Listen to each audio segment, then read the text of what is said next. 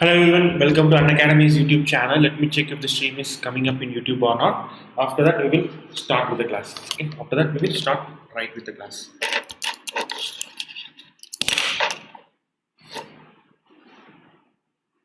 Okay. The stream is yet to come up, everyone. Okay, so please wait for that.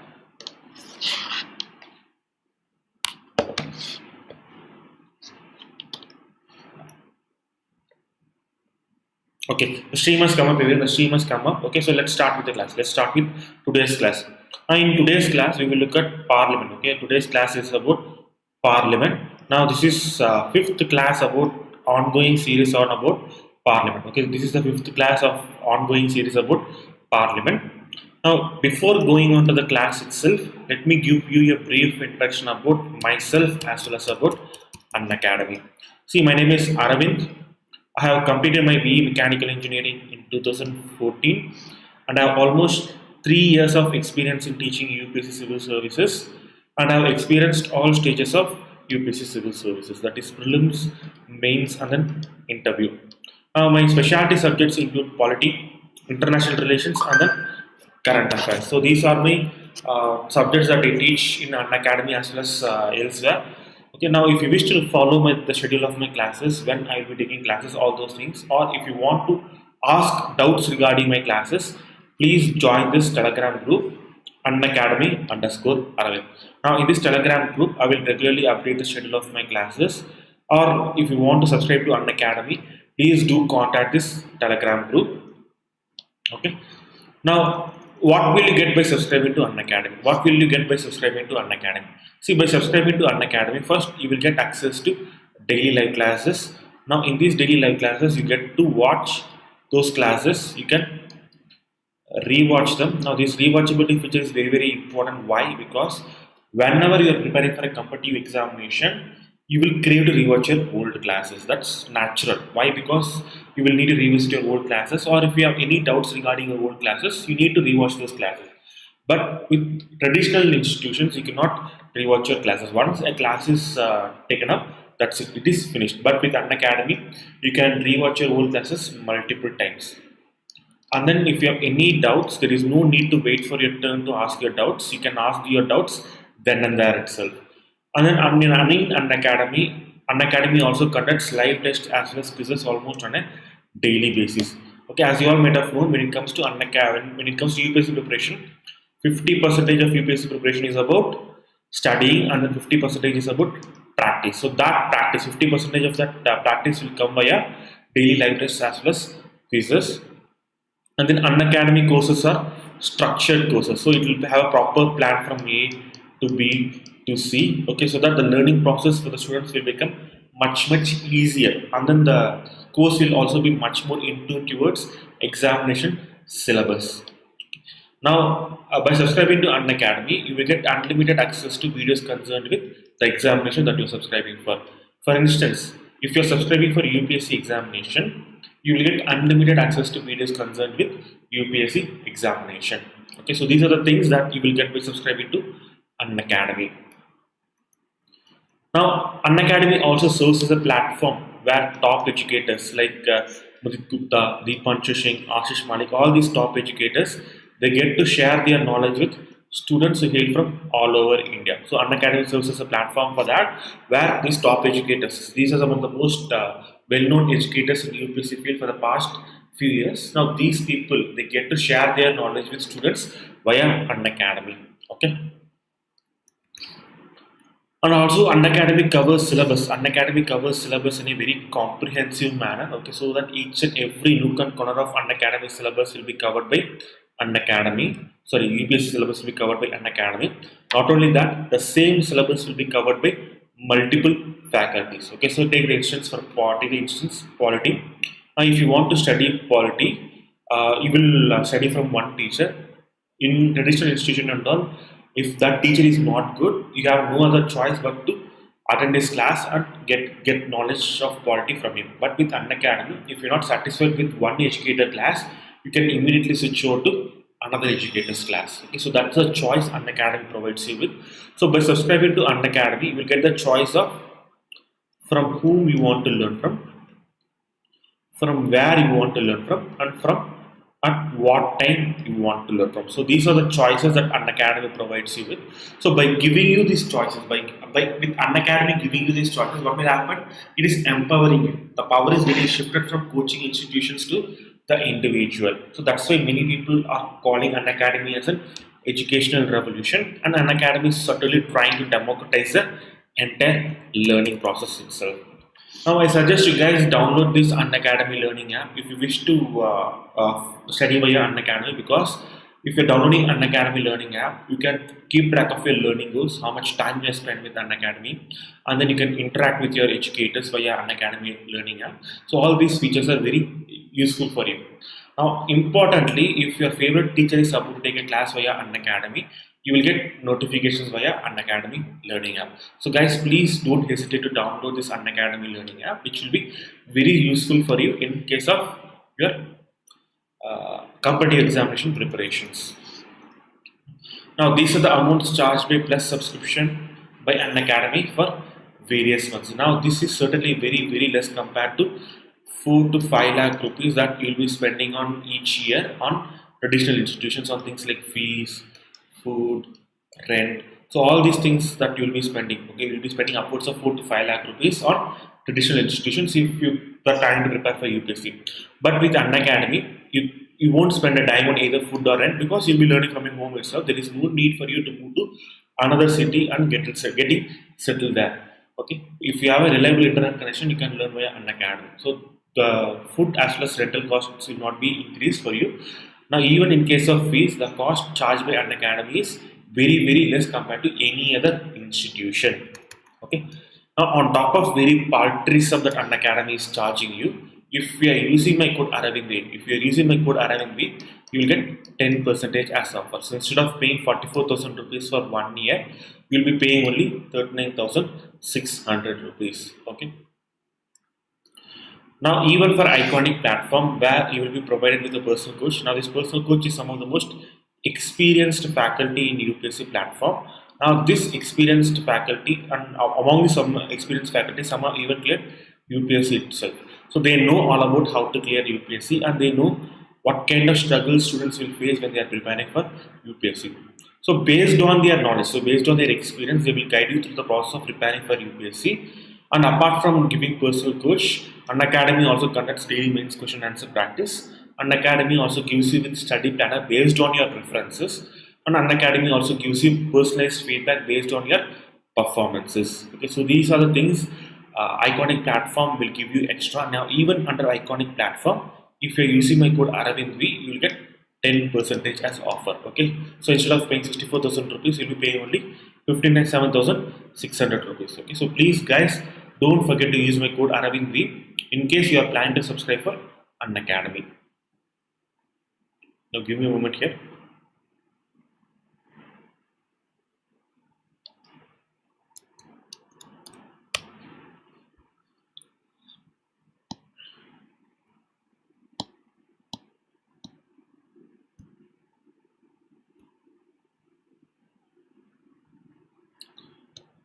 Okay everyone, now give me a moment here.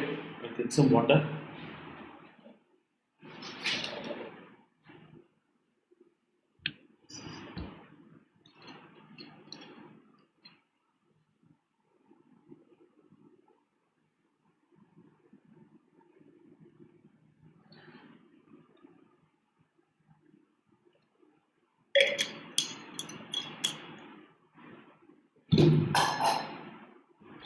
Now, see here in our previous classes, what we did learn. In our previous classes, what did we learn? In our previous classes, we learned about the structure of Lok Sabha as well as Rajya Sabha. We learned about the structure of Lok Sabha as well as Rajya Sabha, and then we learned about the disqualification of MPs. Now, under this disqualification, what did we learn? There are 3 types of disqualification. Disqualification done via constitutional provisions, disqualification done via statutory law, and disqualification done via anti-defection law. So all these things we looked at in our previous classes. We looked at structure as well as disqualification. Now from here on, we will look at the functional aspects of Parliament. We will look at the functional aspects of Parliament. Now, what are these functional aspects? Now, functional aspects include lawmaking, okay, Parliament as an organ of information, fiscal powers of Parliament. All these things we will look in our next classes. We will look at the functional aspects of Parliament, how a law is passed in the Parliament, how money bill is passed in the Parliament. So all these things we will look in our next classes. Now, before going on to the functional aspects, first we have to discuss offices. Okay, we have to discuss offices in Parliament. We have to discuss offices in Parliament. Okay, we have to discuss officers in Parliament. Now, when we discuss officers in Parliament, there are three types of officers that are there in Parliament. Okay, if you take it Lok Sabha, Lok Sabha is what? It is a house. Okay, if there is a house, someone must be head of that house, right? So these heads are called as presiding officers. These heads are called as presiding officers. These heads are called as presiding officers. Now, apart from presiding officers, we also have Secretary General. Now, apart from Secretary General, we also have Leader of the House. Now, when we talk about Leader of the House, we are talking about the leader of ruling party in Lok Sabha as well as Rajya Sabha. Now, after Leader of the House, we have Leader of Opposition. Okay. So now let's discuss these three offices. Okay. Let's discuss these three offices. Now, if you look at this leader of house, if you look at this leader of opposition,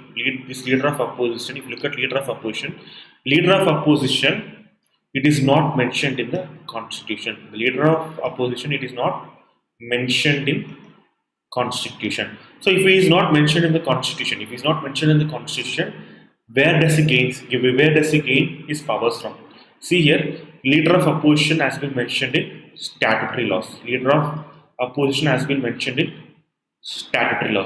Okay, for example, CVC Act, okay, RTA Act, all these acts have mentioned leader of opposition. According to this act, before appointing the head of CVC as well as head of RTA, government has to form a body which consists of leader of opposition. So this leader of opposition is what? It is a statutory office. It is a statutory office. Why? Because it is mentioned in statutory laws. It is not mentioned in the constitution. Now, if you look at the leader of the house, the leader of the house is not mentioned in constitution. Is not mentioned in the constitution, just like leader of opposition. Now, unlike leader of opposition, leader of the house is not even mentioned in statutory laws. He is not also mentioned in any statutory laws. Now, where does he find mention? See, leader of the house finds his mention in rules of procedure of house. He finds mention in rules of procedure of house. Okay, so this is where leader of house finds a mentioning. Now, what is this rules of procedure of house? See, if there is a house, take example your house itself. In your house, there will be a lot of things happening. Now, if you think if no one has control over what kind of things, for example, if you want to buy a TV, AC, washing machine, all these appliances, if you are buying all these appliances as per your wish, what will happen? If your mom is buying TV, if you are buying a computer, and your sister is buying some iPad, everyone is spending crazily based on their preferences. What will happen? Chaos will happen in your house. So to ensure that there is order in the house, so there will be certain head in your house. There will be a certain head in your house. These heads are called as presiding officers. Now, what is the job of presiding officers? Presiding officers' job is to maintain decorum as well as orderly business that are happening in the house. Now, apart from that, presiding officers, they will prepare rules. Okay, they will have a rules of procedures which has to be followed in Lok Sabha as well as Rajya Sabha. Okay, they will have certain rules and procedure. These are called as rules of procedure of the house. These rules of procedure of the house will be followed during passing laws as well as conducting transactions in the parliament. Okay, so this is rules of procedure of the House. Okay. Now, if you look at Secretary General, who is the Secretary General? See here. Now, if we have in our Indian government, we have cabinet. Okay, we have cabinet. Now, see here, most of the work that cabinet does is assisted by a person called as cabinet secretary. Most of the work that cabinet does is assisted by a person called as cabinet secretary. Now, we have PMO, Prime Minister's Office. Most of the work that Prime Minister does is assisted by a person called as Principal Secretary. Okay, he is the one who drafts the document. He is the one sends documents between various officers. He is the one who will prepare draft plans, all those things. Okay, draft rules, all those things. So, what is the job of ministers as well as Prime Minister? Their job is to merely signing off and giving a overall direction to that particular office. Most of the work will be done by Cabinet Secretary as well as Principal Secretary. Okay, so if you look at Secretary General itself, if you look at the Secretary General of Parliament itself, the job of Secretary General is to assist. The job of Secretary General is to assist presiding officers. The job of Secretary General is to assist presiding officers. Okay, so then who will appoint Secretary General? Okay, you can have this question: who will appoint Secretary General? So, in case of Cabinet Secretary, who will appoint? President. Okay, President on the aid and advice of Prime Minister plus Council of Ministers, he will appoint Cabinet Secretary. So, the executive will have control over which person is getting appointed as Cabinet Secretary as well as Principal Secretary. Similar to that, if you look at Secretary General, we have Secretary General for both Lok Sabha as well as Rajya Sabha. We have Secretary General for both Lok Sabha as well as Rajya Sabha. Now, if you look at the Secretary General of both Lok Sabha as well as Rajya Sabha, who will appoint these persons? See, in case of Lok Sabha, the Presiding Officer of Lok Sabha will appoint the Secretary General of Lok Sabha. In case of Rajya Sabha, the Presiding Officer of Rajya Sabha will appoint the Secretary General of Rajya Sabha. Okay. Clear everyone? Clear? Did you understand? Okay. The officers of Parliament. Okay. There are three different officers of the Parliament. One is Presiding Officers. Another one is Secretary General. Next one is Leader of the House as well as Leader of Opposition. Okay. Now, if you look at Leader of Opposition, the office of Leader of Opposition is not mentioned in the Constitution. It is mentioned in statutory laws. But if you look at Leader of the House, it is only mentioned, finds mentioned in Rules of Procedure of House. Now, if you look at Secretary General, what is the job of Secretary General? His job is to assist presiding officers. Now, who will appoint the Secretary Generals?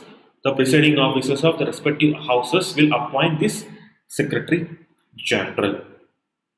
Okay. Okay, everyone, did you understand? I'll give one way. So far, if you have any doubts, please ask your doubts.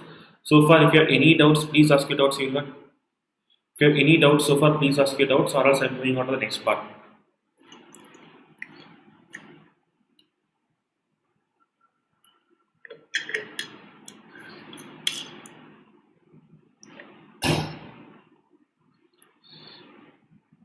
Okay. See here, everyone. Now let's move to the first office. Presiding officers. Presiding officer. See, if you look at Lok Sabha as well as Rajya Sabha, if you look at the parliament complex, assume this as parliamentary complex. Okay, assume this as parliament complex. Okay. Now, within this parliament complex, we have Lok Sabha as well as Rajya Sabha. Within this parliament complex, we have Lok Sabha as well as Rajya Sabha. Okay, in news and all, you might have seen a round structure. Okay. Now, this is not the actual shape. For representation purposes, I'm giving this structure. The actual shape of parliament is actually round. Okay, the actual shape of parliament is round. Now, if you look at the reason why the parliament is round, it is a very fascinating story. There is a structural reason why Indian parliament is round. Now, within this Indian parliament, we have Lok Sabha, and then we have Rajya Sabha. We have Lok Sabha and Rajya Sabha. We have Central Hall, and then various parliamentary committees. Okay, we have Lok Sabha, Rajya Sabha, and then we have various offices of parliamentary committees. Okay, so that's how our parliament has been set up. Now, if you look at the reason why our parliament has been round, if you look at the reason why our parliament is constructed in a round shape, See, Delhi, if you look at the seismic area where Delhi is lying, Delhi is in a seismic force zone, which means that earthquakes is frequent in Delhi. Earthquakes are frequent occurrence in Delhi.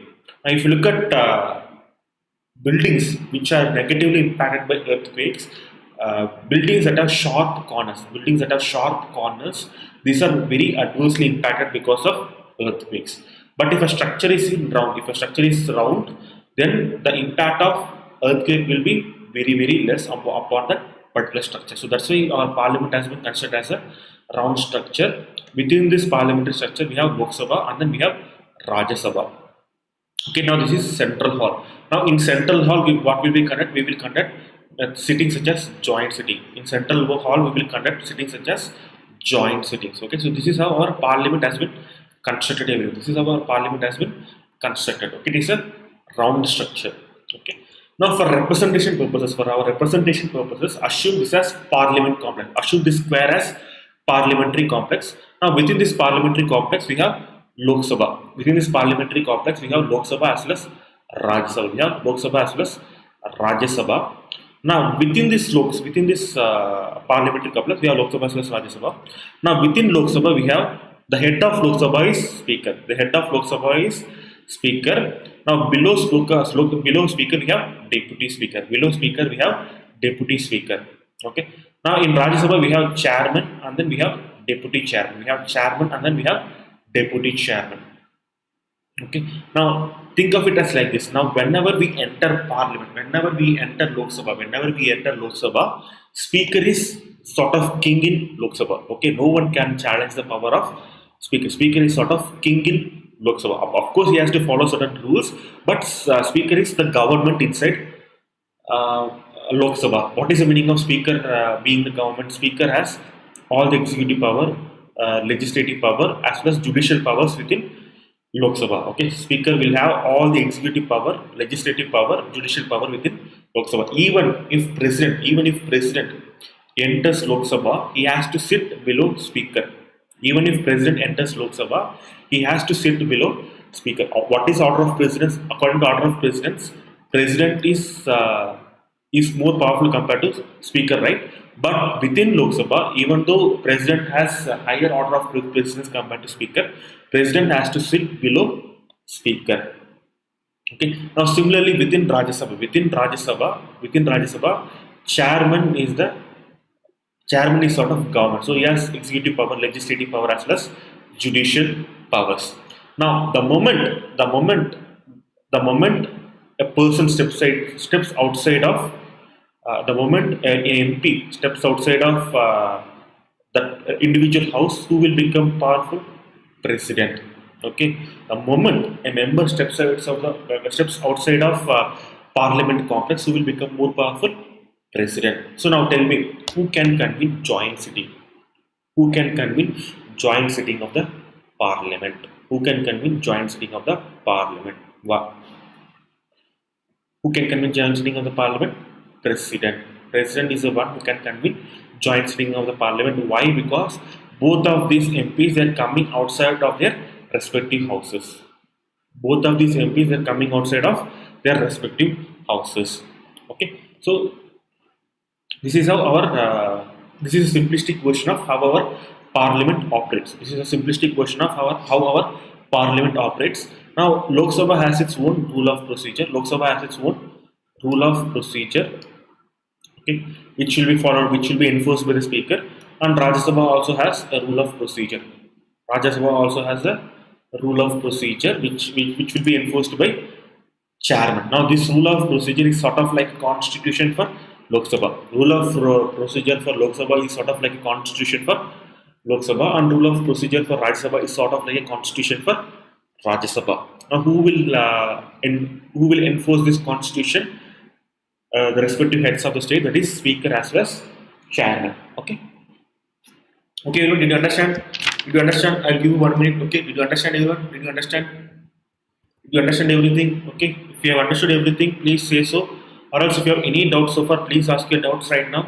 Okay, I'll give you 1 minute to ask your doubts, or else I'm moving on to the next part, or else I'm moving on to the next topic.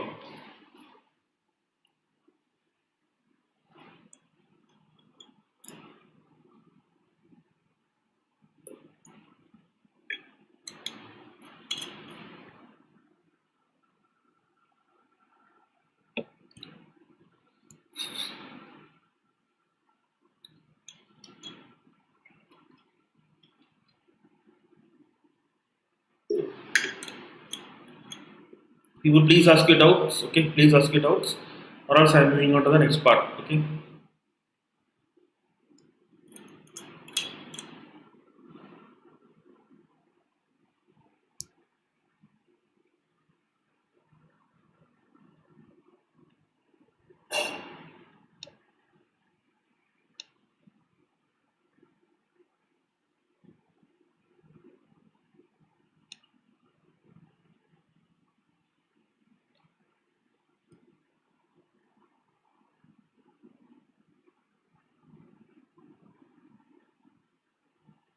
Okay.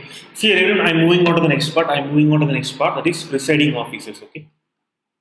Now we will discuss presiding officer. We will discuss presiding officer. Okay. We will discuss presiding officer. Okay. Now we will attempt to give some introduction to presiding officer. Okay. We will give some introduction to presiding officer. Now, what is the job of presiding officer? What is the job of presiding officer? The first job is that he conducts the business of the house. He conducts the business of the house. He conducts the business of the house. He conducts the business of the house, and then presiding officer will ensure. He will ensure implementation of rule of procedure. He will ensure the implementation of rule of procedure. He will ensure the rule of. He will ensure the implementation of rule of procedures. Okay, and then presiding officers. Okay, he will ensure. He will ensure members has immunities as well as privileges. Members has immunities as well as privileges. Okay, and rights of all members. Okay, he will ensure that all members in that house has immunities, privileges as well as their rights. And the next one is that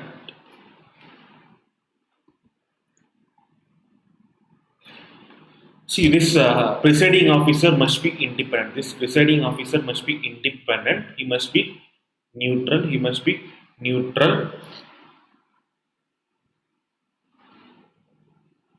Presiding officer must be independent, and they should be neutral, and then they should be impartial. They should be impartial. Okay, they should be neutral. Presiding officers must be independent. They should be neutral, and then they should be impartial.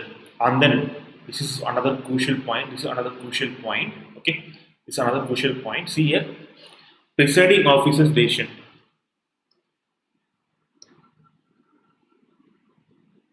Presiding officers decision on interpretation, and their interpretation of constitution will be final and binding. Okay, so the presiding officer's decision and interpretation of constitution will be final as well as binding. What is the meaning of it being final and binding? What is the meaning of it being final and binding? What is the meaning of final and binding? If that order is final and binding, what is the meaning of that? This order cannot be challenged before. It cannot be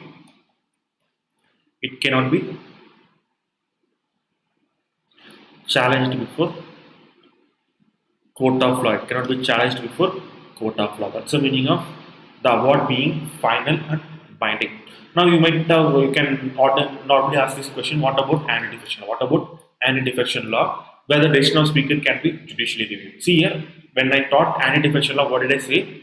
When speaker is taking decisions regarding anti-defection law, speaker will function as a single member tribunal. He will function as a single member tribunal. Since he is acting as a judicial authority, that decision will be that decision can be judicially reviewed. Now, most of the decisions that will be taken up by speaker will be taken up in his executive capacity, not based on his judicial capacity. So that's why those decisions cannot be challenged before court of law. Okay, those decisions cannot be challenged before court of law. Now the next one is see here, the next one is presiding officers of Lok Sabha. Next we will discuss The presiding officers of Lok Sabha. Presiding officers of Lok Sabha. We will discuss the presiding officers of Lok Sabha. See here everyone. In presiding officers of Lok Sabha, we have two officers. In presiding officer of Lok Sabha, we have two officers. One is speaker, another one is deputy speaker. Now, speaker is also elected. The speaker is also elected by Lok Sabha, and deputy speaker is also elected by Lok Sabha. Speaker is elected by Lok Sabha, and deputy speaker is also elected by Lok Sabha. So, since both of these members are elected by the body, Lok Sabha, deputy speaker is not subordinate to. He is not subordinate to speaker. Okay, deputy speaker is not subordinate to speaker. Keep this in mind. Deputy speaker is independent. Okay, whenever there is a vacancy, whenever speaker is absent, so deputy speaker will discharge some functions of speaker, not all functions of speaker. He will discharge some functions of speaker.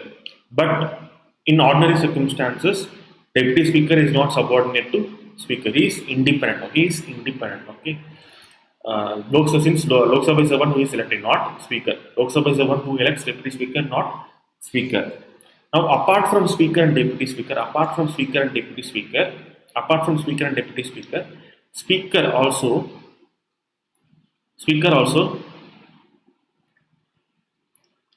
nominates 10 members of Lok Sabha. Speaker also nominates 10 members of Lok Sabha to panel of chairpersons. Speaker also nominate 10 persons to panel of chairpersons. Okay, he will nominate 10 members to panel of chairpersons. Okay, now this panel of chairpersons, it is not mentioned in constitution. Keep this in mind, it is not mentioned in the constitution. This panel of chairperson is not mentioned in the constitution, and it is mentioned in rules of procedure. Okay, it is mentioned in rules of procedure of Lok Sabha. Okay, this panel of chairperson, it is mentioned in rules of, it is not mentioned in the constitution. Instead, it is mentioned in rules of procedure of Lok Sabha. Now, since this panel of chairpersons are appointed by speaker, panel of chairpersons, this is very, very important. See here, panel of chairpersons, they will be subordinate to. Okay, they are subordinate to speaker. Okay, they are subordinate to speaker. What is the meaning of them being subordinate to speaker? If speaker is removed, what will happen to panel of chairpersons? They will also be automatically removed. Why? Because this panel of chairpersons, they are subordinate to speaker. They will function under the directions given by speaker. Okay. Now, apart from these three presiding officers of Lok Sabha, there is another form of presiding officer of Lok Sabha. There is fourth presiding officer in Lok Sabha. Okay. Now, that fourth presiding officer of Lok Sabha is called as pro tem speaker. This fourth presiding officer of Lok Sabha is called as pro tem speaker. Now, this pro tem speaker will be appointed by president. This pro tem speaker will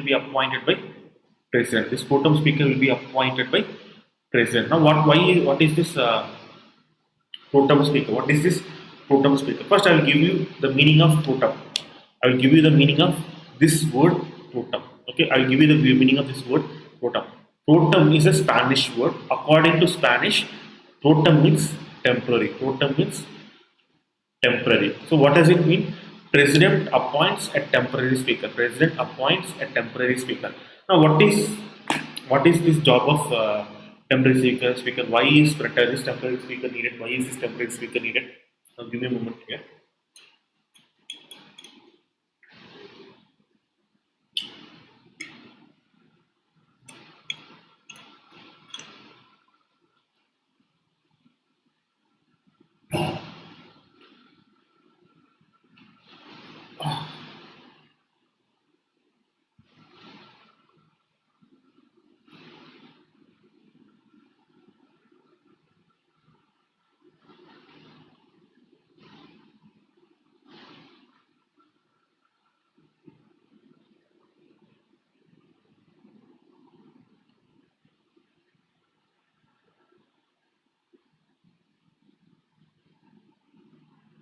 Okay. So what is this Pro Tem Speaker? Why is he needed? See here, if this is Lok Sabha, okay. If this is Lok Sabha, this is Lok Sabha, okay. This is Lok Sabha. Now, if in recently in 2019, the Lok Sabha got expired, right? Lok Sabha got expired. Okay. As soon as Lok Sabha is expired, what will happen? New MPs will be elected. New MPs will be elected. Now, these new MPs will has to become members of Lok Sabha. Okay, these new MPs, they are elected MPs only. They are not yet members of Lok Sabha. When will they become members of Lok Sabha? Once they have given their oath. Okay, members MPs before entering Lok Sabha. Before entering Lok Sabha for the first time, they have to give oath and affirmation. They have to give both oath and affirmation. Okay. Now, why is this oath and affirmation is needed? Why? Because if an MP is entering Lok Sabha, he needs oath and affirmation to become member of Lok Sabha. Now, ideally, who gives this oath and affirmation? Ideally, who must give this oath and affirmation? Speaker must give this oath and affirmation to newly coming MPs. Speaker must give this oath and affirmation to newly coming MPs into Lok Sabha. Now, as soon as this Lok Sabha got expired, what will happen? For some time, speaker will remain in office before the date of newly constituted Lok Sabha. What will happen? The speaker office will expire. The speaker office will expire. The speaker office will expire. So someone must give oath to this newly coming MP. Someone must give oath to these newly coming MPs.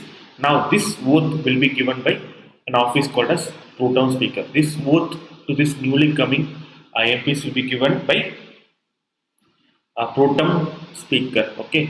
So now since there is no speaker of Lok Sabha, who will obviously appoint this Pro Tem Speaker? President. Since there is no speaker in Lok Sabha, obviously President is the one who will appoint this Pro Tem Speaker. Now this Pro Tem Speaker will be only for a temporary period. Okay. So see here.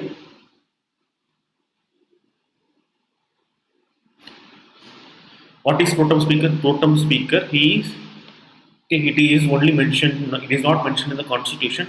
Pro Tem Speaker is mentioned only in Rule of Procedure. Pro Tem Speaker is only mentioned in Rule of Procedure. Okay. Now, who can become Pro Tem Speaker? Who will be appointed as Pro Tem Speaker by the President? Senior most member of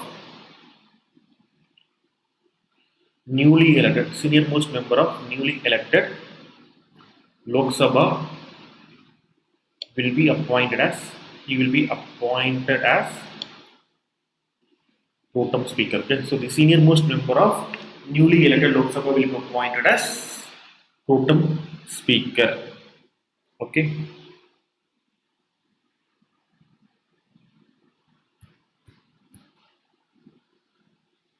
Now this Pro Tem Speaker. Okay, this Pro Tem Speaker, who will give? Okay, if Pro Tem Speaker, for becoming Pro Tem Speaker, he must take oath, right? For becoming Pro Tem Speaker itself, he must take oath, right? So to administer oath to Pro Tem Speaker, President will administer oath to Pro Tem Speaker. President is the one who administers oath to Pro Tem Speaker. Okay. Now this Pro Tem Speaker, what will he do? He will preside over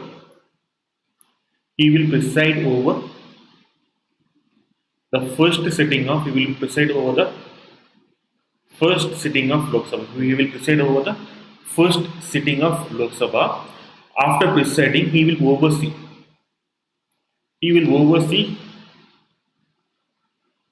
the election of Speaker. He will oversee the election of Speaker. Okay, he will oversee the election of Speaker, and then he will conduct oath.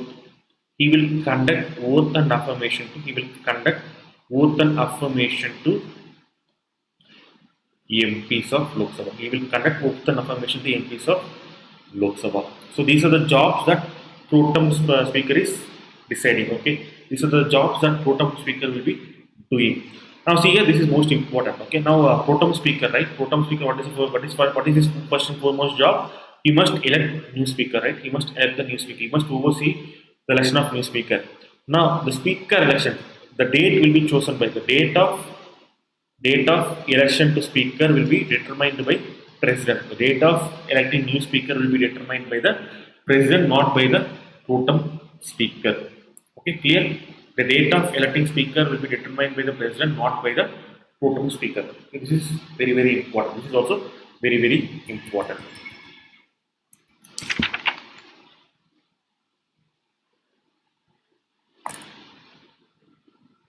Now, people, please, if you have any doubts, please ask your doubts. Please, people, if you have any doubts, please ask your doubts, or else I am moving on to the next part.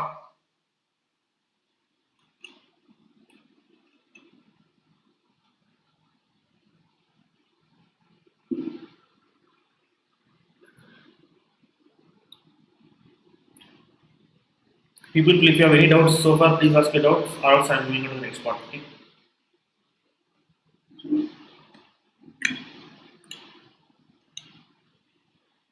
Now, give me a moment here, everyone. I'll fetch some water and come. Okay?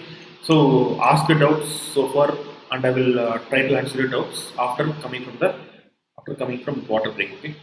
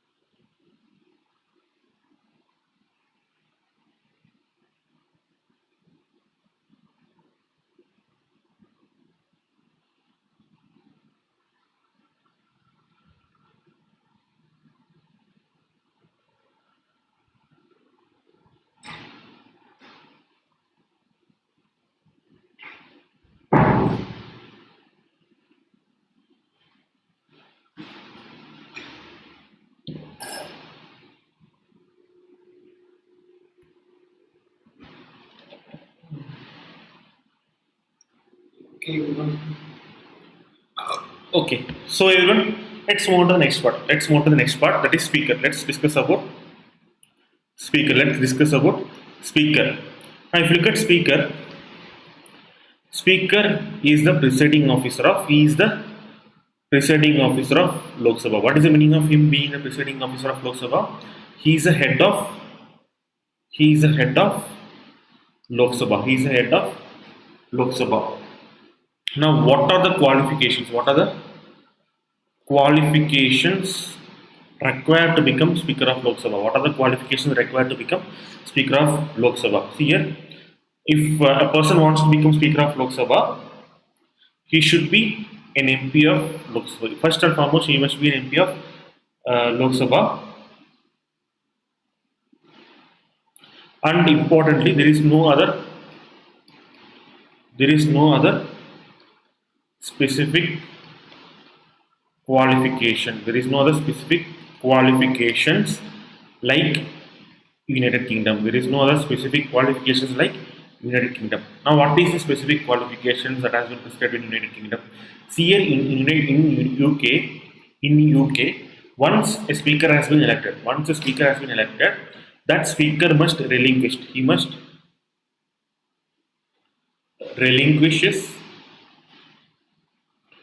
relinquish his party membership. He must relinquish his party membership. Now, this provision, okay, this relinquishing party membership is not followed in Indian Parliament. Okay, speaker relinquishing his party membership is not given in Constitution or any statutory law.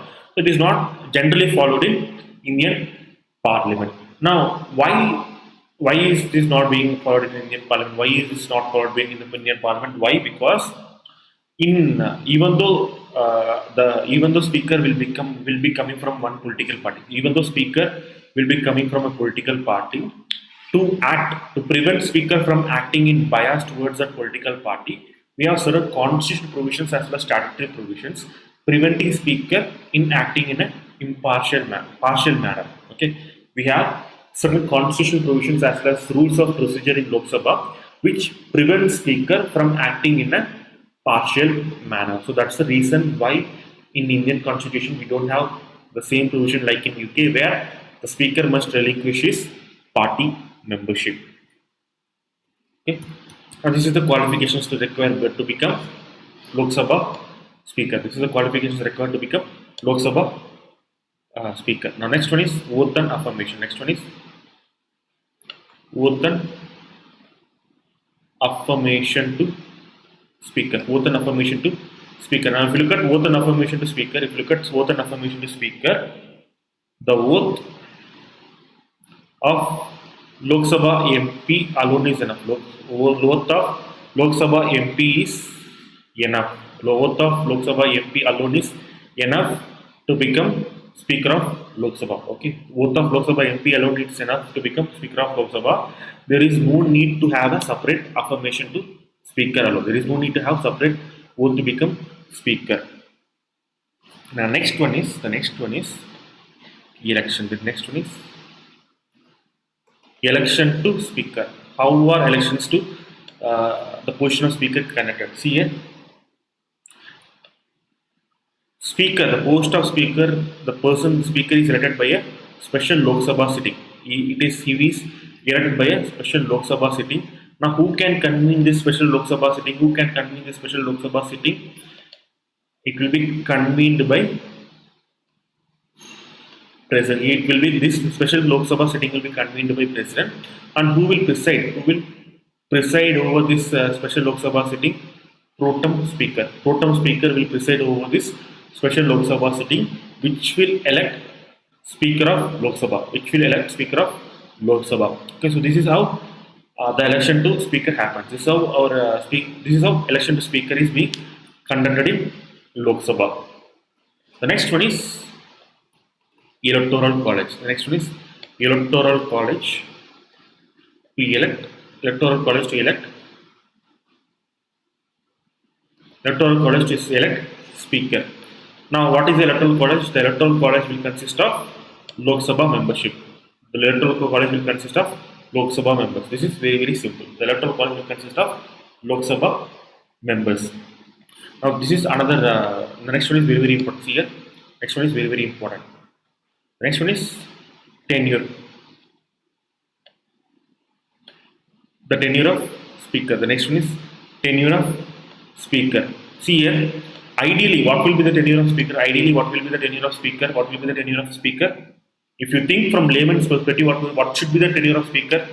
See here, the tenure of Speaker must be the tenure of Lok Sabha. Ideally, if you think from layman's perspective, what should be the tenure of Speaker? The tenure of Speaker should be tenure of Lok Sabha. Okay.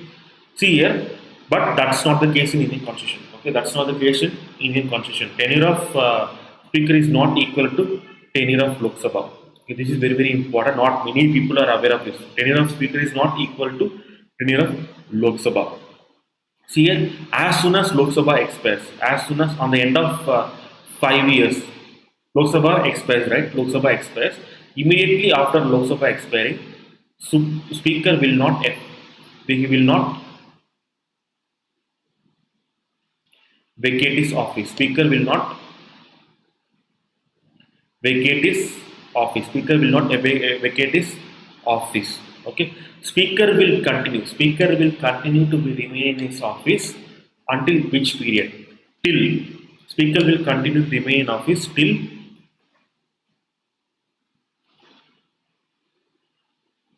immediately before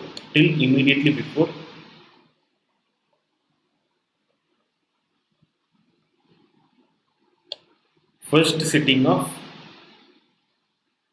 newly elected Lok Sabha.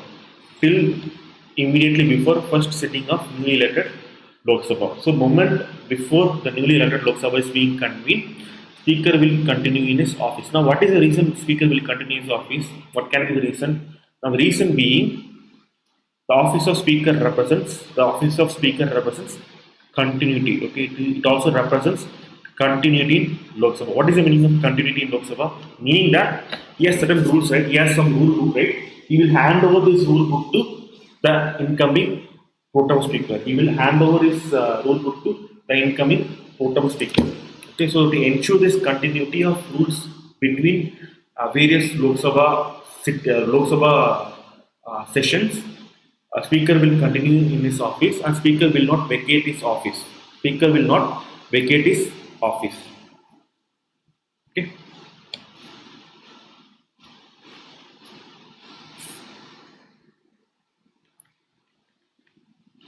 Now the next one is absence and vacancy.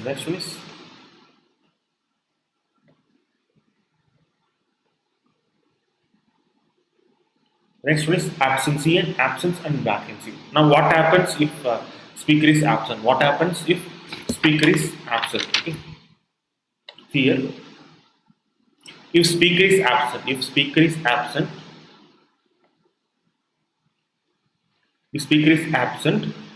deputy speaker will preside over. Deputy speaker will preside over. He will preside over Lok Sabha. Even if deputy speaker is also absent, a member among panel of chairpersons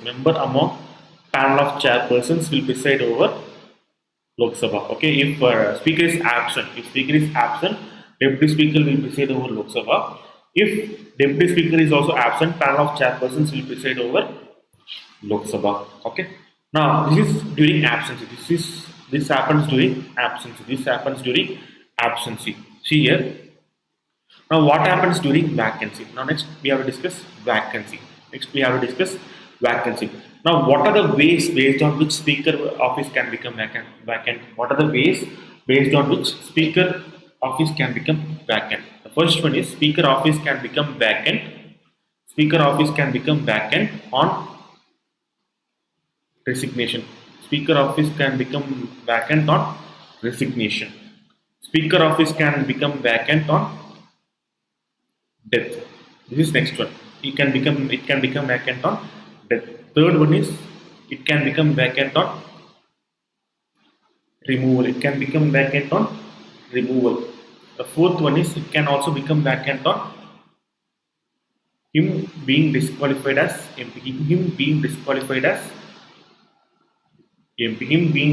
as MP. Now, in case of resignation, what will happen? Speaker, he gives his resignation to which person? Deputy speaker. Why deputy speaker? Because as I mentioned before, Lok Sabha it's a separate entity. It's kind of like a bubble. It is kind of like a bubble. It is completely independent of outside influence. Okay, so within this Lok Sabha, speaker is a king. Speaker is sort of the king and ruler of Lok Sabha. Okay, and deputy speaker is his subordinate.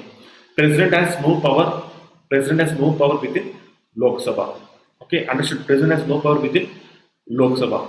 So, which person will speaker address resignation to? Obviously, it will be deputy speaker. Why? Because it is a matter within the apparatus of house. So that's why speaker will address his resignation to deputy speaker. Now see here.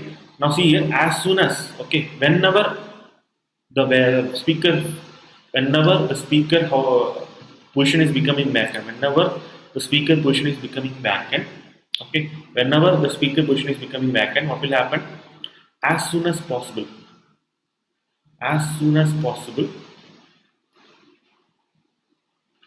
Speaker election will be conducted. As soon as possible. The speaker election will be conducted within Lok Sabha. Okay, whenever the speaker position is becoming vacant, as soon as possible, the speaker election will be conducted. Okay, now give me a moment here.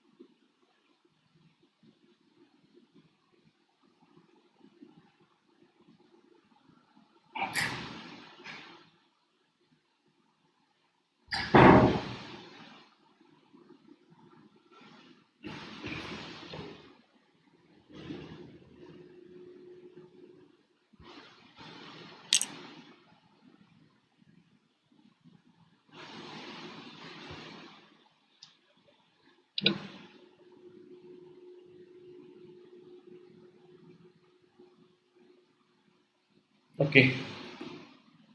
Okay, people, if you have any doubts so far, please ask your doubts. If you have any doubts so far, please ask your doubts. Okay. Or else I'm moving on to the next topic. So, people, if you have any doubts so far, please ask your doubts right now.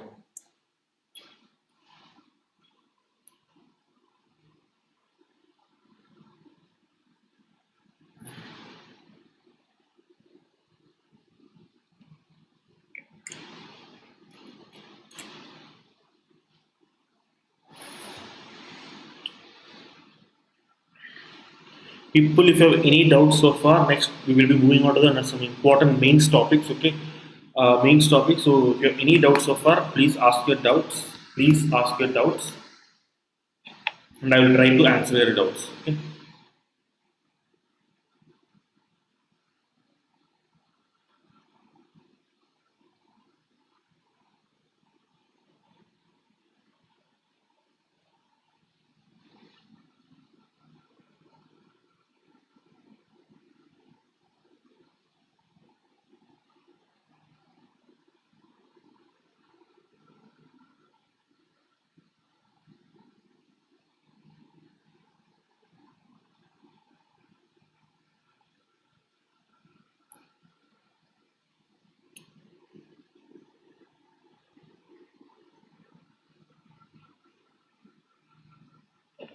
People, if you have any doubts so far, please ask your doubts. Or else I'm moving on to the next topic. Okay, I'm moving on to the next topic.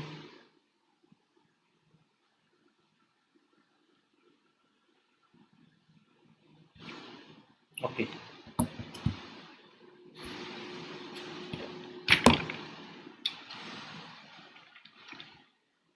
Okay, see here everyone. Next we will move on to the next topic, that is removal. Next we will move on to the next topic, that is removal of speaker. We will discuss removal of speaker. Now when we talk about removal of speaker,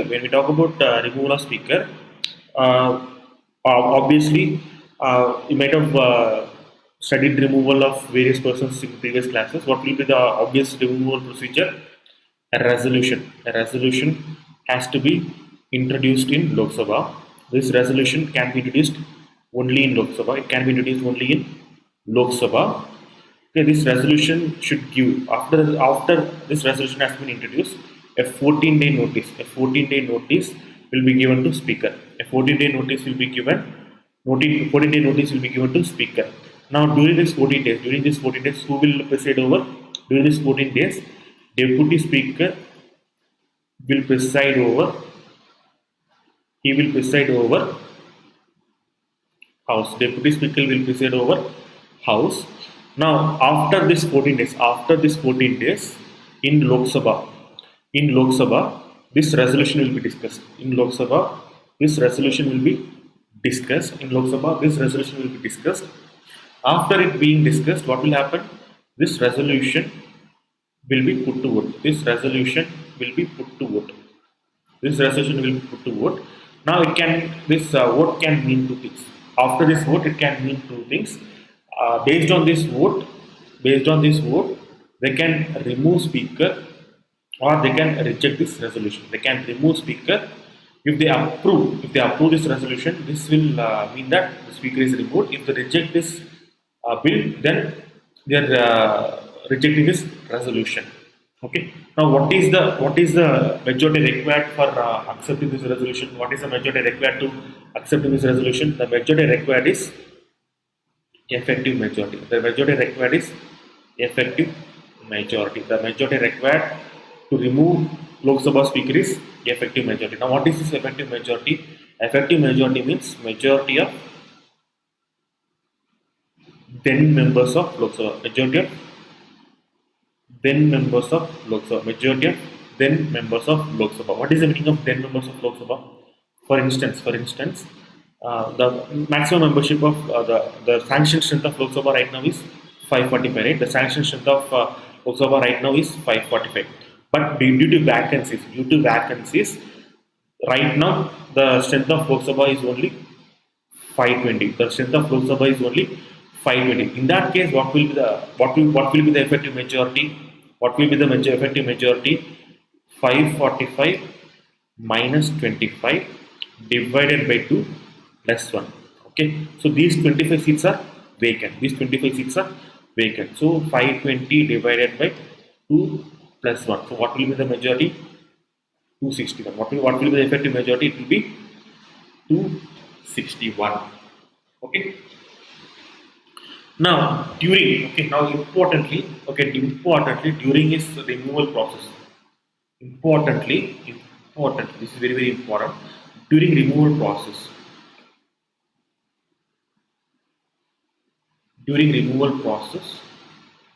speaker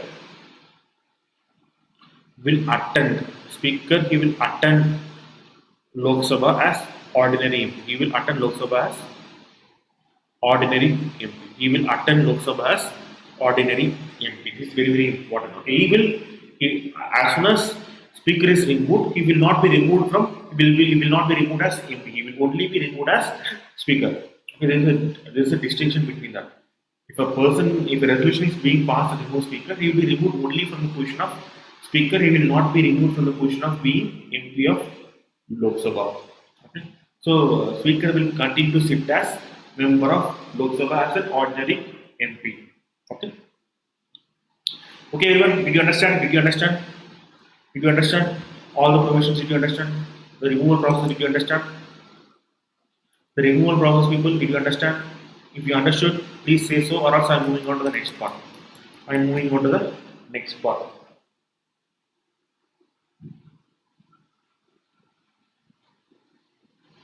Okay. So far we have discussed the structure of speaker. What is structure? Qualification, how he is selected, what happens in case of his absence as well as vacancy, his tenure, his discourage, removal, all these things. Structure of Lok Sabha speaker we have discussed. Next we will discuss what are the functions of speaker. So please say so. If you have any doubts so far, please say so, everyone.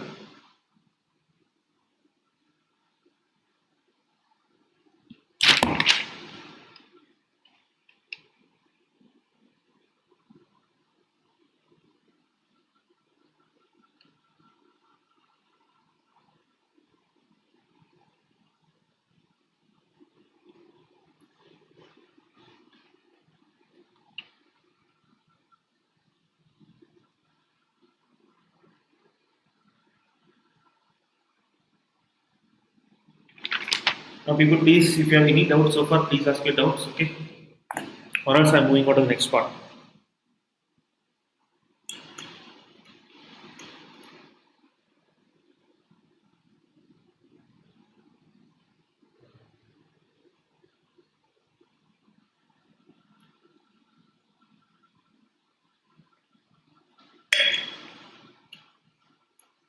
Okay, Shubham, you want to explain different types of majority, right?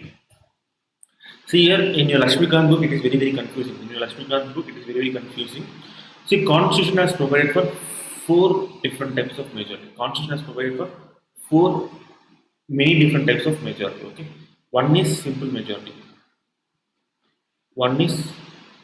Mind you, Constitution doesn't actually use the word simple majority, special majority, and all. Okay, Constitution doesn't actually use the word simple majority, all these things, simple majority, absolute majority, all these things. Constitution doesn't use these words. Okay, Constitution actually mentions only the majority. Next one is absolute majority. Okay, next one is effective majority.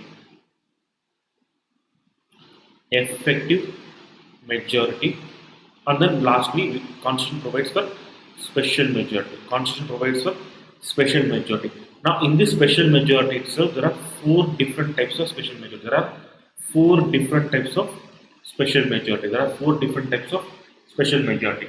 Now when we talk about simple majority, what is the majority required here? Majority of members present and voting. Okay, that's a majority here. Simple majority means majority of members present and voting. For example, in Rajya Sabha, the total membership of Rajya Sabha is what? 245. The total membership of Rajya Sabha is 245. Now, in a present day, in a particular day, there are only 100 members in Rajya Sabha. Okay, so within this 100 members, what is the simple majority? What will be the simple majority? It will be 51. It will be 51. A simple majority means majority of members who are present, and out of those members, we have to achieve majority. That is simple majority. Now, the simple majority, it will be used for purposes like passing ordinary legislation. It will be used for passing ordinary legislation. It will be used for passing some resolutions. All these things. It will be used for simple majority. Will be used for passing ordinary legislations. Now, what is this absolute majority? What will be the absolute majority? See here, absolute majority means, for example, in Lok Sabha, what is the membership here? 545. Absolute majority means the total membership of Lok Sabha divided by 2 plus 1. Okay, 545 divided by 2 plus 1. So what will be the absolute majority? It will be 273. It will be 273. Now, in what cases absolute majority will be used? For passing confidence motion. For passing confidence motion and no confidence motion. Okay, in these instances, absolute majority will be used. Okay. Now the next one is effective majority. What is the next one is effective majority? Effective majority means majority of then members. The wording is majority of then members of house. Okay, the wording is majority of then members of the house. Okay, so what is the meaning of majority of then members of the house? As I discussed previously, out of 245 Rajya Sabha members, let's assume that there are 25 vacancies. There are around 25 vacancies. So the current strength of Rajya Sabha is around 230. The current strength of Rajya Sabha is not 230, 220, right? The current strength of Rajya Sabha is 220. In that case, what will be the majority here? What will be the majority divided by 2 plus 1? Okay, so it will be 116. It will be 116. So the effective majority in case of 25 members being vacant is 160. Now, effective majority will be used for removal of Speaker as well as Chairman of Rajya Sabha, that is Vice President of Rajya Sabha. Okay, so effective majority will be used for the removal of Speaker as well as Chairperson of Rajya Sabha. Now let's discuss special majority. Next we will discuss special majority. Okay. As I mentioned before, special majority, there are 4 different types of special majority given in the Constitution. Okay, it's 4 different types of majority given in Constitution. Okay. The first one is majority required. Okay. Special majority 1. Now, what is the special majority 1? The special majority 1 is 2/3 of members present and voting. 2/3 of members present and voting plus 2/3 of members present and voting plus half the members voting for it. Half the members voting for it. What is the meaning of 2/3 of members present and voting and half the members voting for it? For instance, in Lok Sabha, the strength of Lok Sabha is 545. The strength of Lok Sabha is 545. Okay. Now, in a particular sitting of Lok Sabha, there are around 300 members present. In a particular sitting of Lok Sabha, 300 members are present. So, out of these 300 members, if special majority applies, this vote has to be approved by 200 members. This vote has to be approved by 200 members according to this first line. This vote has to be voted by 2/3 of the members. Now, apart from 2/3 of the members, half the members should be voting for it. Half the members of Lok Sabha should be voting for it.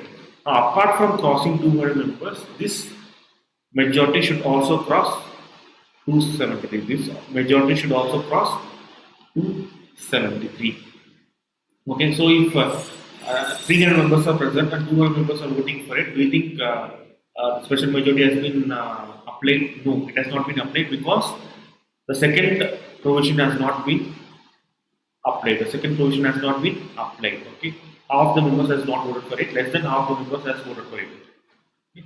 Now this type of majority will be used for passing of Constitution Amendment Act.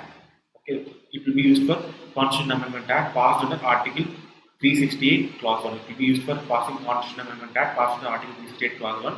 It will be used for removal of judge of Supreme Court. Okay, most of the special majority, it will be, this will be the one. Most of the special majority, this will be the one. Okay. Now the second type of special majority is two. This type of majority is 2/3 of members present and voting. 2/3 of members present and voting. 2/3 of members present and voting. This is very simple. This will be used only in Rajya Sabha special sittings. For example, the total membership of Rajya Sabha is 245. Out of these 245 members, in a sitting there are 180 members present. So according to this second special majority, this a particular bill has to be passed by 120 members of Rajya Sabha. 120 members of Rajya Sabha. Now this special majority 2, it will be used for only two purposes. One is under Article 312, that is to create RDN services. Next one is Article 249. Okay, to give Parliament the power to make laws on state list. Article 249 talks about giving power to Parliament to make laws on state list. The next one is special majority 3. Next one is special majority 3. This one requires 2/3 of members present and voting,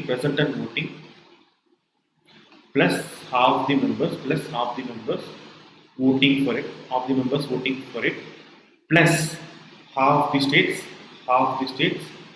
ratifying it, So apart from the special majority 1 procedure followed, this majority should also be ratified by half the number of states. Now this special majority 3 will be used only for amending federal provisions under Article 368 Clause 2. It will be used for amending federal provisions under Article 368 Clause 2. Now we have special majority Clause 4. Clause 4. Now in this special majority, we have 3/4 of members voting for it. Now this will be used only for removal of impeachment of, not removal. This will be used only for impeachment of president. This majority will be used only for impeachment of president. So out of 545 members, 3/4 should vote for impeachment. Okay. So these are the types of special majority weapon. Okay. Now mind you, Constitution does not use the word simple majority, special majority, effective majority. They don't use these words. Okay. Instead of using these words, they will mention the actual majority. Okay. In every instance, they will mention the actual majority rather than mentioning these words like special majority, simple majority, all these things. Okay. Did you understand? Siddharth, do you understand this, Siddharth? Different types of majority. Did you understand? Okay. Okay. So let's move on to the functions of speaker.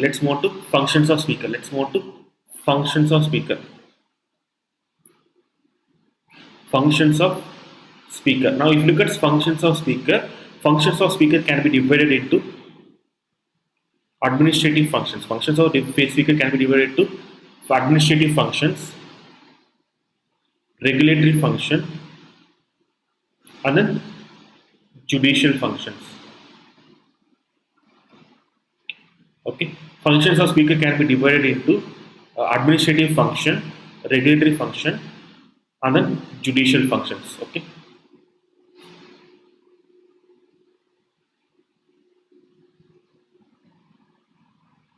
Now, if you look at administrative functions, speaker has been given the power to conduct. The business of the house. Now, according to his power, speaker can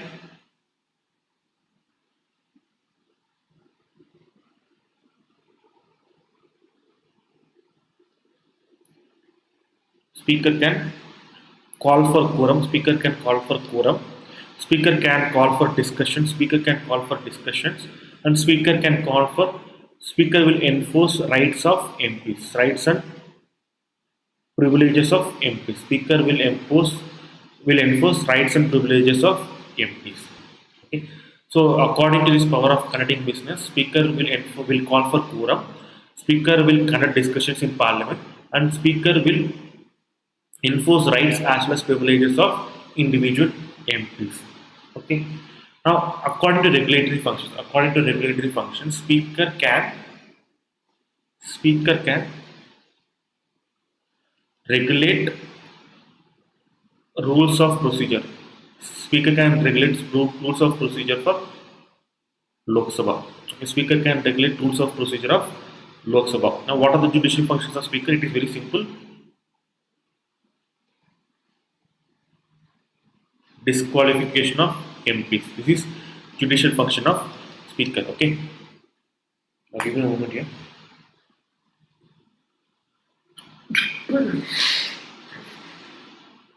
Okay. So, functions of speaker can be divided into three parts here. One is administrative function, regulatory function, and judicial functions. According to administrative function, speaker has the power to conduct business of the house. So, accordingly, he can call for quorum, he can conduct discussions, and then he can enforce rights as well as privileges of MPs. Now, what are the regulatory functions of speaker? Speaker can regulate the rules of procedure for Lok Sabha. And what are the judicial functions of speaker? He will be the person who can disqualify MPs. He will be the person who will disqualify MPs. The next one is, as I mentioned in previous instances, in the qualification itself, I mentioned that in India, there is no need for speaker to resign from party membership. Okay, where did I mention that? Here, in India, there is no need for speaker to resign from party membership. Why? Why did I say like that? I said that there are some inherent provisions in the constitution as well as rules of procedure which will prevent speaker from acting in a partial manner. Okay, so that's the next topic that we are going to discuss today. See here.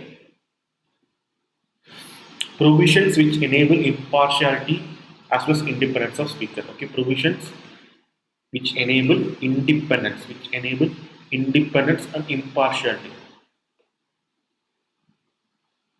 Impartiality of speaker. Provisions which enable independence and impartiality of speaker. So this is the topic that we are going to discuss now. See here. The first one is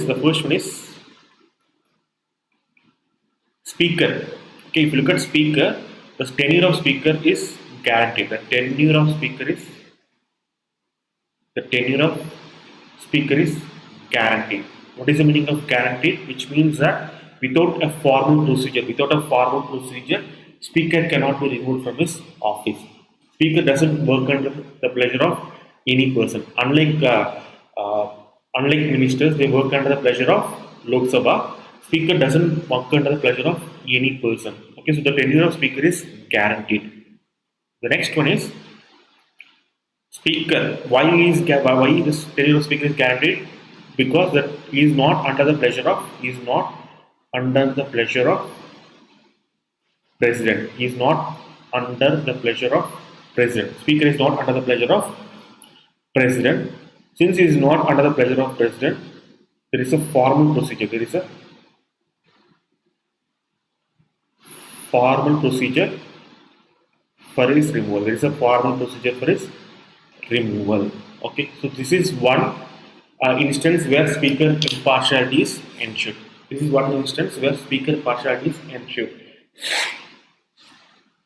Only if speaker is given security of tenure, he will act in an impartial manner, right? If the speaker is acting in, for example, if there is no tenure of speaker, if it is not guaranteed to speaker, what will happen? If speaker is acting against the interest of ruling party, they will immediately advise president to remove speaker, right? So that's what will happen, right? Whenever speaker is acting against ruling party, then the ruling party will advise president to remove speaker. Okay, so this is first provision regarding impartiality of speaker. The next one is salary and allowances. Now, if you look at salary and allowances, the salary and allowances, they are charged upon Consolidated Fund of India. The salary as well as allowances of speaker, they are charged upon Consolidated Fund of India. What is the meaning of charged upon? See, there are two types of expenditure that can be made out of Consolidated Fund of India. Okay, this is the purse. Okay, this is the purse of India. Consolidated Fund of India is the actual purse. Just like how you have your own purse, Consolidated Fund of India is the purse of India. Now there are two ways based on which money can be withdrawn from this purse. One is charged upon, another one is made from, another one is made from, another one is made from. What is the meaning of charged upon? You will send a bill. You will be sent a bill, and that bill you have to compulsorily pay. For example, if you are buying a TV, if you are not buying a TV, for example, your electricity bill. What is your electricity bill? It will be charged upon you. You have to compulsorily pay that electricity bill. So that is charged upon. Now, what happens in case of made from? For example, grocery expenses. You have the choice of regulating that expenses. You can, for example, you can X 1,000 rupees. You can spend 10,000 rupees. It is your choice to spend whichever amount. But in case of electricity, what will happen? Whatever the discom provider is charging you, you have to compulsorily pay that particular bill. That is charged upon. So if the salary of speaker is charged upon, what does it mean? It is outside. It is outside the control of Parliament. It is outside the control of Parliament. Okay, the salary as well as allowances, it is outside the control of Parliament. Okay.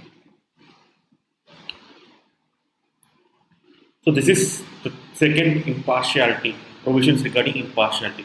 Now the third one is that speaker, deputy speaker, as well as panel of chairpersons. Speaker, deputy speaker, as well as panel of chairpersons, when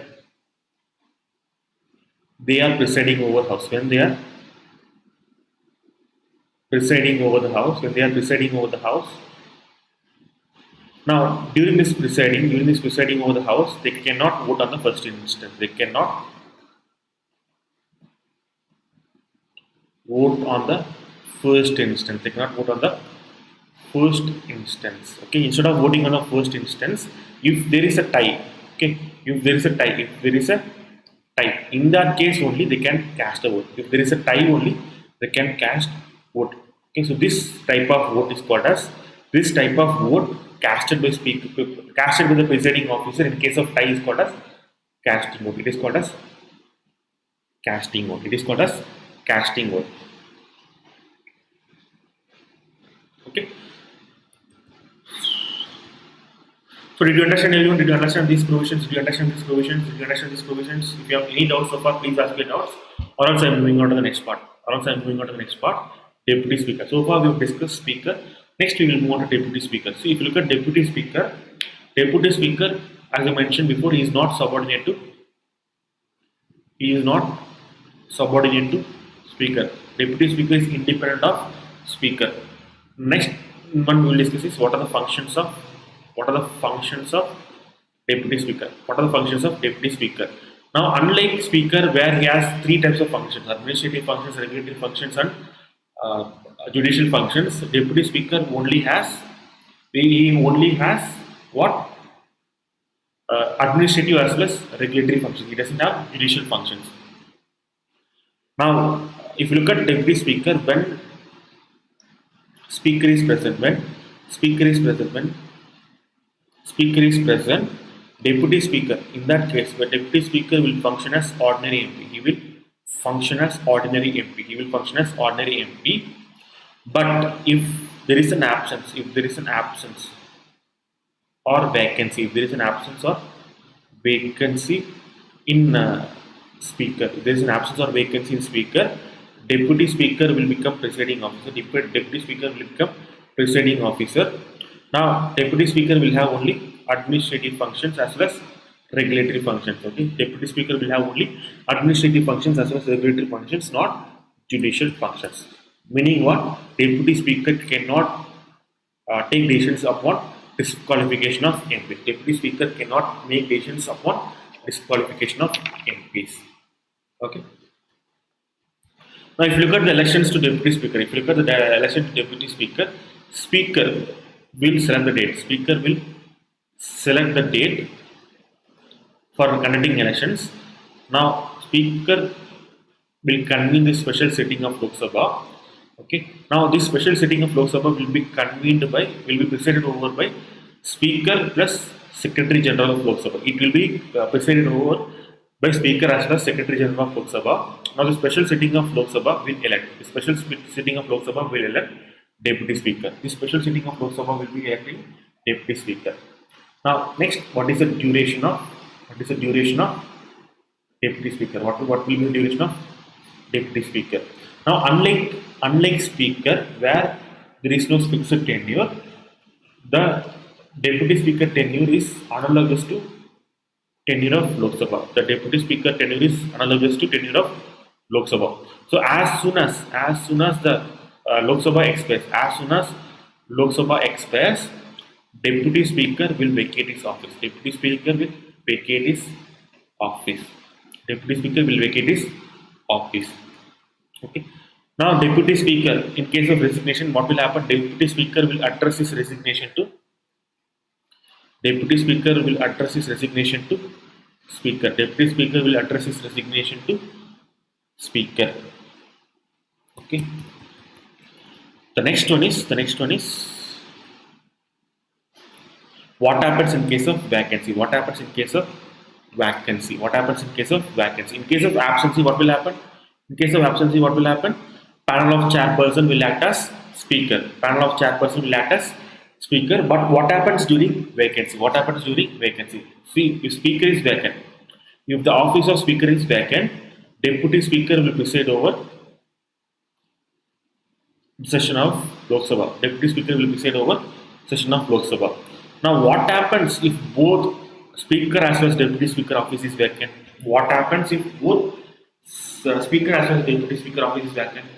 Many people will assume that panel of chairperson will assume the role of presiding officer. It is not the case. As soon as Speaker office becomes vacant, panel of chairpersons will be disbanded. Why? Because panel of chairpersons are subordinate to Speaker. So as soon as Speaker is removed, or if that office is vacant, panel of chairpersons will be disbanded. So in that case, if both Speaker as well as Deputy Speaker is vacant, in that case, President will appoint pro tem Speaker. This pro tem Speaker will preside over Lok Sabha sitting, which will elect Speaker. Okay. Did you understand, everyone? Did you understand? If you have any doubts so far, please ask me doubts. Next, we will be moving on to Rajya Sabha.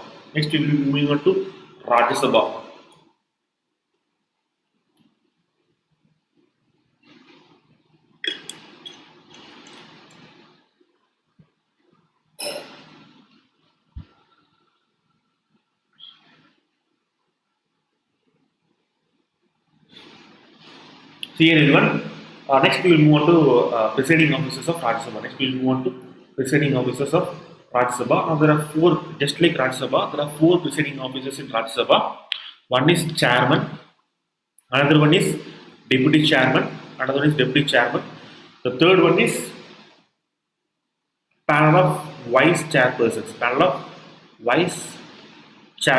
Now, in Lok Sabha, this panel is called as panel of Chairpersons. But in Rajya Sabha, this panel is called as panel of Vice Chairpersons. Now, obviously, Deputy Chairman is Deputy Chairman of Rajya Sabha. Now, this Chairman is selected via Electoral College. This Chairman is selected via Electoral College of both Lok Sabha and Rajya Sabha. Now, this Chairman will elect 6 members to panel of Vice Chairpersons. So, in turn, since Chairman is selecting this panel of Vice Chairpersons, in turn, this panel of Vice Chairpersons, they are subordinate to Chairperson. Now, if you look at pro tem chairman, unlike Lok Sabha, Rajya Sabha is a permanent body. So you will assume that there will be no need for having pro tem chairman. Only if there is expiry of Rajya Sabha, we will be having the need for pro tem speaker, right? But in case of Rajya Sabha cannot be dissolved. So then, what is the need for having pro tem chairman? See, pro tem chairman, unlike Lok Sabha, pro tem chairman will be elected will be elected only if chairman and deputy chairman are vacant. Okay, just like how in Lok Sabha, when both speaker as well as deputy speaker offices are vacant, then pro tem speaker is selected. Similar to that, if both chairperson, if both vice president and deputy chairman offices are vacant, in that case, pro tem chairman will be elected by President of India. Okay. Now, if you look at chairman, just like speaker, we will be discussing structural aspects. We will be discussing structural aspects of chairman of Rajya Sabha, and we will also be discussing functional aspects of chairman of Rajya Sabha. Okay. And if you look at functional aspects of chairman of Rajya Sabha, the chairman of Rajya Sabha's functional aspect is almost similar. It is similar to speaker of Lok Sabha. Most of the functional aspects of chairman of Lok Sabha is similar to speaker of Rajya Sabha. Okay. So the functional aspects of a chairperson include administrative functions, regulatory functions, as well as judicial functions. Okay, but if you look at structural aspects of chairman and speaker of Lok Sabha, the structural aspect of chairman is not equal to speaker of Lok Sabha. Now, the structural aspects of chairman of Lok Sabha, like for example, election, qualification, all these things we have discussed in vice president class itself. So there is no need for me to discuss this again. Functional aspect, it is similar to Rajya Sabha. It is similar to speaker of Lok Sabha. So we have completed chairman. Now next we will convene. Next we will discuss about joint sitting of parliament. Okay. Now, as I mentioned before, if this is parliament, right? This is parliament. Now in this parliament we have Lok Sabha. In Lok Sabha we have speaker. Now in this chamber, who is the king? It is speaker. Speaker is the king. Now similarly we have Rajya Sabha. Now within this Rajya Sabha, who is king? We have chairman or vice president. Now joint sitting is convened outside of both Lok Sabha as well as Rajya Sabha. Joint sitting will be convened in Central Hall. So both speaker as well as chairman, they don't have power. Ideally they should not have any power over joint sitting, right? Okay, so who will convene joint sitting? In that case, President will convene joint sitting. President is the one who can convene joint sitting. Okay, since both Lok Sabha as well as Rajya Sabha members are coming outside of Lok Sabha as well as Rajya Sabha, speaker as well as chairman will not have power over joint sitting. So ideally, President is the one who can convene joint sitting. But who will preside over joint sitting? The speaker. According to Article 118 Clause 4, Speaker will preside over joint sitting of Parliament. Now, if Speaker is presiding over joint sitting of Parliament, Speaker will follow what rules? Will she follow rules of Lok Sabha or rules of Rajya Sabha? Can you understand my point? If Speaker is presiding over joint sitting of the Parliament, Speaker, will she follow rules of Lok Sabha or rules of Rajya Sabha? See, when Speaker is presiding over joint sitting, Speaker will follow rules of joint sitting. She will follow a separate rule called as rules of joint sitting. Okay. Now, accordingly, when in case of joint sitting, if Speaker is vacant, there is no rule, there is no provision mentioned in rule of joint sitting. Okay, if Speaker office is vacant when joint sitting is convened, there is no provision mentioned in the rule of joint sitting. So keep this in mind.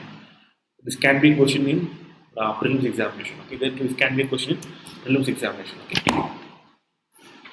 Okay, that's it, everyone. Okay, today's class we have finished. Okay, that's it. Okay, in today's class we have finished. If you have any doubts so far, please ask your doubts. People, please ask your doubts, and I will try to answer your doubts. Or else I will be ending this stream.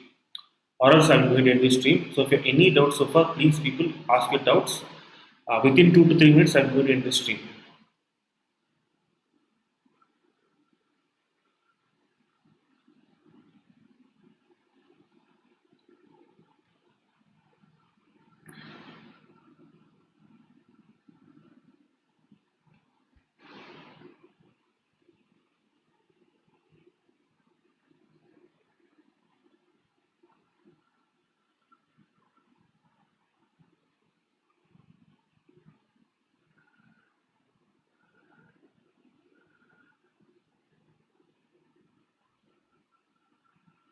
People, please ask your doubts, everyone.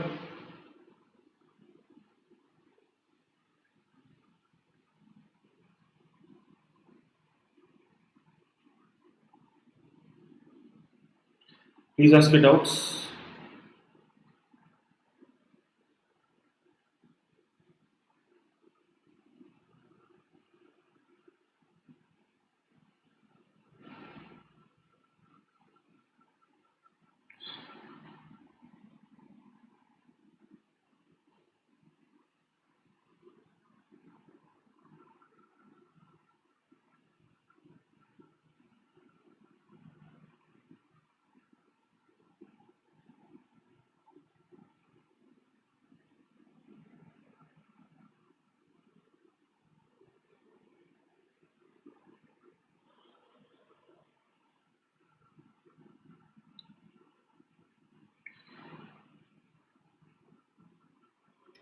Please, everyone, if you have any doubts so far, please ask your doubts, or else I'm going to end this class, okay?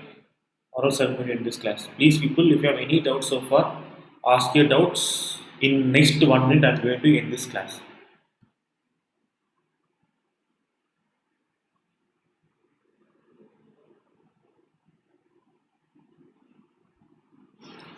Okay, everyone, I've given you ample amount of time to ask your doubts since no one is asking doubts. Okay, so I'm going to end this class. So goodbye, everyone. Have a wonderful day. See you tomorrow at 6. See you tomorrow at 6 p.m. Tomorrow I'm going to take a class on center state relations. Okay, so see you tomorrow.